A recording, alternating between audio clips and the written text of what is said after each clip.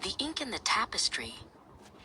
Idris stood at the edge of the valley, where the river had long since changed its course. He looked at the dry, cracked earth, and wondered about the paths he had not taken. His heart felt heavy with the weight of perhaps, and the shadow of, if only. He felt like a traveler who had lost his map in the middle of a vast, silent desert. A shadow fell softly beside him. Salma, an elder whose eyes held the clarity of a mountain spring, approached with a gentle smile. She carried a small brass compass that did not point north, but rather shimmered with an inner light. She knew the burden of a soul questioning the divine decree, for she had walked many winters in the shade of trust. "Why does the rain fall on the stone and not the seed?" Idris asked, his voice barely a whisper. Salma gestured toward the horizon, where the first stars were beginning to blink into existence. She reminded him that every drop is counted, and every leaf falls only by his permission. "We see the moment," she said softly, "but the designer sees the eternity." Salma pulled an ancient reed pen from her cloak. "The Prophet taught us that the first thing created was the pen," she explained.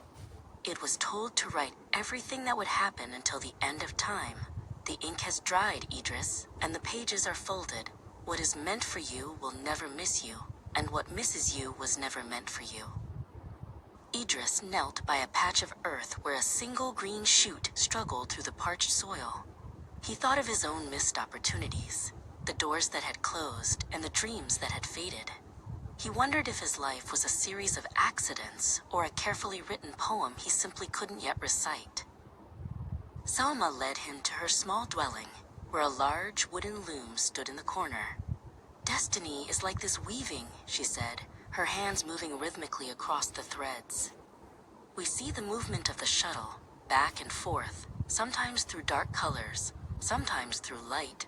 We feel the tension of the strings, but we do not yet see the image."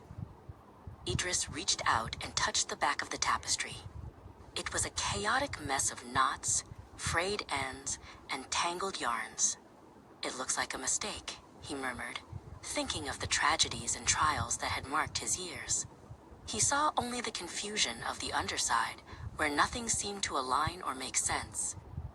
Salma stood up and walked Idris to the other side of the loom.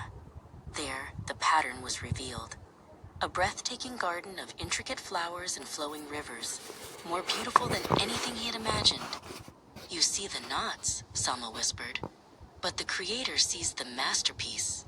Every sorrow was a thread, and every joy was a highlight, all measured with perfect wisdom." Idris walked back to the cliff as the wind picked up, swirling his robes around him. He remembered the hadith.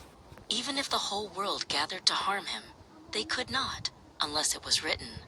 He felt a sudden, profound lightness. He realized that his life was not a struggle against fate, but a journey within it, a dance between his choices and the divine's perfect plan.